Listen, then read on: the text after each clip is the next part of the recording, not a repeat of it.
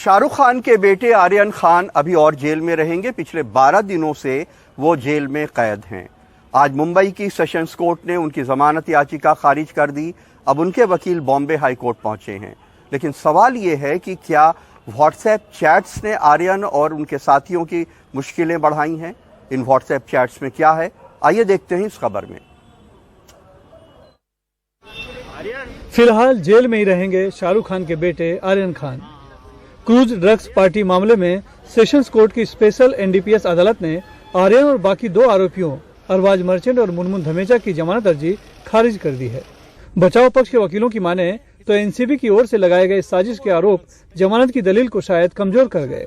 मुनमुन के ऊपर ये जो अननेसेसरी जो उसको बिहाइंड बार्स रखा हुआ है, ये कम्प्लीटली एक लैकुना है और ये इनकम्प्लीट इन्वेस्टिगेशन है, क्योंकि मुनमुन के साथ में जो लोग प्रेजेंट थे उनको तो पकड़ा ही नहीं है। और इनफैक्ट जो एलिज ड्रग्स जो सीज होने की बात एनसीबी कर रही है, वो ड्रग्स जमीन पे से मिला हुआ है, तो वो मुनमुन का उसमें कोई लेना देना नहीं है। और जहां तक जो आरोपी नंबर 1 और 2 की बात है, उनका केस जो है वो भी यही है कि आरोपी 1 के पास से भी कुछ मिला हुआ नहीं है और 2 के पास से अगर कुछ मिला हुआ है तो वो एनसीबी का खुद का केस है, वो क्योंकि स्मॉल क्वांटिटी है। अभी स्मॉल क्वांटिटी वालों को कमर्शियल क्वांटिटी से जोड़ के इन लोगों ने सेक्शन 29 भी इन्वोक करवा दिया और इस चीज को सेशंस कोर्ट तक लेके आ गए ये लोग, जबकि ये जो है वो सुना जाता है, स्मॉल क्वांटिटी के केसेस सुने जाते हैं मजिस्ट्रेट कोर्ट के पास। उधर एनसीपी नेता नवाब मलिक के एनसीबी पर हमले जारी हैं। तो ये पूरा मामला फर्जी है, हम पहले दिन से कह रहे हैं।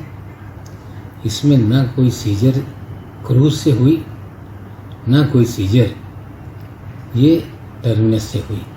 सारी तस्वीरें जो मीडिया को लीक की गई, ये जोनल डायरेक्टर समीन वाड़खेड़े के कैबिन की थी। कोई कोर्ट कमिश्नर बैठ जाए तो फर्जी मामला है, ये साबित हो जाएगा। 2 अक्टूबर को इंटरनेशनल क्रूज टर्मिनस पर छापेमारी के बाद एनसीबी ने पहले आर्यन और उनके दोस्तों को हिरासत में लिया और फिर 3 अक्टूबर को गिरफ्तार कर लिया था। अब तक इस मामले में 20 गिरफ्तारियां हो चुकी हैं। आर्यन फिलहाल मुंबई की आर्थर रोड जेल में कैद है। अदालत का फैसला आने से पहले इस केस में एक नई जानकारी सामने आई। बताया जा रहा है कि एनसीबी ने कोर्ट को जो ड्रग से जुड़े व्हाट्सएप चैट सौंपे हैं, उसमें एक नवोदित अभिनेत्री से भी ड्रग से जुड़ी बातचीत का जिक्र है, लेकिन वो अभिनेत्री कौन है उसके नाम का खुलासा नहीं हुआ है।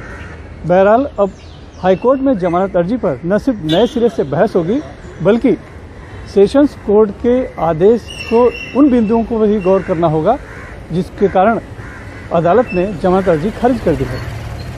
मुंबई से कैमरामैन राजन दयाल के साथ सुनील सिंह, एनडीटीवी इंडिया के लिए। आगरा में एक पुलिस कस्टडी में मरने वाले सफाई कर्मचारी के परिवार से मिलने जा रही प्रियंका गांधी को लखनऊ पुलिस ने हिरासत में ले लिया, लेकिन बाद में 4 लोगों के साथ वहां जाने की इजाजत दी।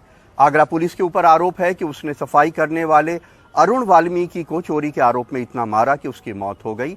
इस मामले में 5 पुलिस वाले सस्पेंड कर दिए गए हैं और अज्ञात पुलिस वालों के ऊपर हत्या का मुकदमा कायम हुआ है। प्रियंका को आगरा जाने से रोकने के लिए तैनात महिला पुलिस उन्हें अपने इतना करीब पाके इतना खुश हुई कि उनके साथ सेल्फी खिंचवाने लगी। थोड़ी देर ये होड़ लगी रही। हालांकि इसके पहले जब लखनऊ आगरा एक्सप्रेसवे पे प्रियंका का काफिला रोका गया तो वहां थोड़ी देर धक्का मुक्की भी हुई। बाद में पुलिस ने प्रियंका को हिरासत में लेके वहां से हटाया, लेकिन काफी जद्दोजहद के बाद उन्हें आगरा जाने की इजाजत मिली। प्रियंका गांधी ने रोके जाने पर ट्वीट किया कि अरुण वाल्मीकि की मृत्यु पुलिस हिरासत में हुई है। उनका परिवार न्याय मांग रहा है। मैं परिवार से मिलने जाना चाहती हूं। उत्तर प्रदेश सरकार को डर किस बात का है? क्यों मुझे रोका जा रहा है? आज भगवान वाल्मीकि जयंती है। पीएम ने महात्मा बुद्ध पर बड़ी बातें की, लेकिन उनके संदेशों पे हमला कर रहे हैं। अरुण पुलिस के साथ जिंदा गया था, लेकिन घर वापस उसका शव आया। घर पे उसके नाते रिश्तेदारों की भीड़ है। रोना धोना चीख पुकार है। अरुण जगदीशपुरा थाने में सफाई कर्मचारी था। 17 तारीख को थाने के मालखाने से 25 लाख रुपए चोरी हो गए। पुलिस ने चोरी के इल्जाम में अरुण को पकड़ा। आरोप है कि पुलिस ने उससे गुनाह कबूल करवाने को इतना मारा कि मर गया।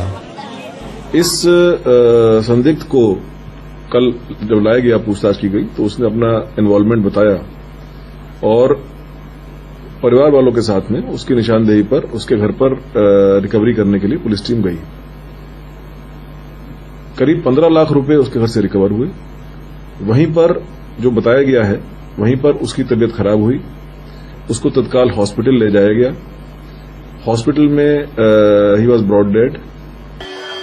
जगदीशपुरा थाने के मालखाने से 17 तारीख की रात 25 लाख रुपए नकद चोरी हो गए। पुलिस का इल्जाम है कि सफाई कर्मचारी अरुण ने चोरी की।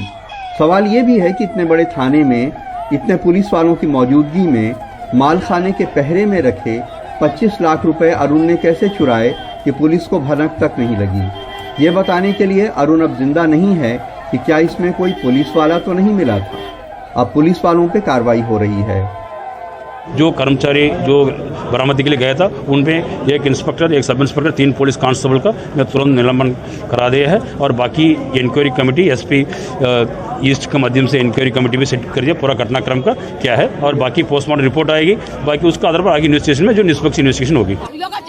अरुण की मां जवान बेटे की मौत से बेहाल है। उनका कहना है कि उन्होंने पुलिस से कहा था कि अरुण ने चोरी की है तो उसे सजा दिलाएं, लेकिन मारिए मत। हालांकि उसकी मौत हो गई। उन्होंने जिकाया अम्मा ने चोरी करी है 25 लाख की, तो मैंने जो कही हाथ जोड़ के कि इसको सजा दे दो, इसको सजा दे दो, ससुरे ने चोरी करी है। जो मेरे बच्चे हैं उनको तो मत मारो, मेरे बच्चों को मत मारो, उनको मत मारो। वो तो नहीं है, वो तो उल्टा सीधा बोल रहे हैं मुझसे। मुझे 25 में धक्का देकर बाहर निकाल दिया। फिर क्या हुआ? फिर मेरे बच्चे को मार दिया ना। 25 लाख में 7 लाख में कहाँ से लाती। इस देश में पुलिस हिरासत में मौतें कोई नई बात नहीं है, लेकिन हर बार पुलिस हिरासत में मौत के बाद सिर्फ कुछ पुलिस वालों के ऊपर कार्रवाई कर देने से यह सिलसिला रुकने वाला नहीं है। इसके लिए पुलिस के पूरे ट्रेनिंग सिस्टम को बदलने की जरूरत है। आगरा में नसीम और लखनऊ में कैमरामैन राजेश गुप्ता के साथ कमाल खान, एनडीटीवी इंडिया। खीरी हिंसा मामले में गवाहों के बयान दर्ज करने के लिए सुप्रीम कोर्ट ने उत्तर प्रदेश सरकार को आज और समय दे दिया, लेकिन सवाल भी खड़े किए। सुप्रीम कोर्ट ने कहा कि कहीं यह मामला कभी न खत्म होने वाली कहानी न बन जाए। लखीमपुर खीरी में गाड़ी से किसानों को कुचलने के मामले में सुप्रीम कोर्ट अब भी यूपी सरकार की जांच से खुश नहीं है। बुधवार को सुनवाई के दौरान सुप्रीम कोर्ट ने आखिरी पल में स्टेटस रिपोर्ट दाखिल करने पर नाखुशी जता दी। मुख्य न्यायाधीश एनवी रमना ने कहा कि हम रात 1 बजे तक इसका इंतजार करते रहे, ये मामला कभी ना खत्म होने वाली कहानी ना बन जाए। जस्टिस हिमा कोहली ने कहा कि हमें लगता है कि आप अपने कदम पीछे खींच रहे हैं, आपको ये धारणा बदलनी होगी। लखीमपुर खीरी केस में आरोपियों को आगे पुलिस हिरासत में न लेने पर भी सुप्रीम कोर्ट ने सवाल उठाए।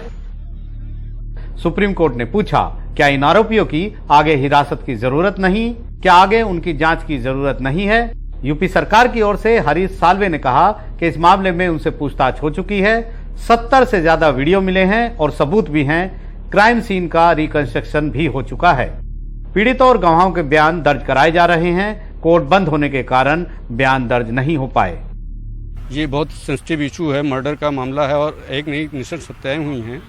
इसको भी देखते हुए कोर्ट ने ये सारी बातें पूछी थी कि क्या आपको सारे एविडेंस, उनका मानना था क्या मिल गए जिसके कारण आपने जो है रिमांड पे नहीं लिया और कोर्ट से मांगना उचित नहीं समझा। इन्हीं सारी चीज़ों को देखते उन्होंने कहा कि आप देखिए जितने भी गवाह हैं उनको पूरी सुरक्षा दी जाए, चूँकि मामला हाई प्रोफाइल है। 26 तारीख को उन्होंने कहा है कि आप फिर से हमको लाके सारी रिपोर्ट सबमिट करिए। सुप्रीम कोर्ट ने कहा है कि सरकार जल्द ही पीड़ितों के मजिस्ट्रेट के सामने बयान दर्ज कराए, साथ ही उन गवाहों की पहचान कर सुरक्षा दे जिनको डराया धमकाया जा सकता है।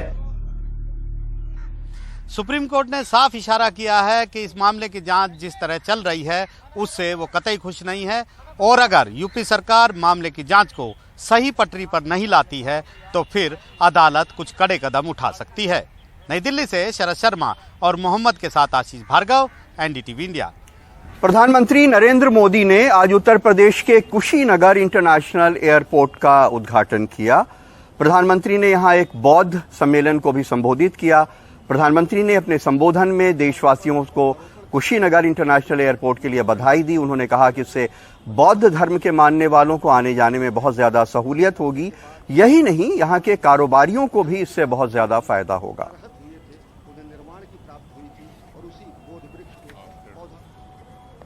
ओके, देश प्रदेश में आज बस इतना ही। देश और दुनिया की बाकी खबरों के लिए देखते रहिए एनडीटीवी इंडिया।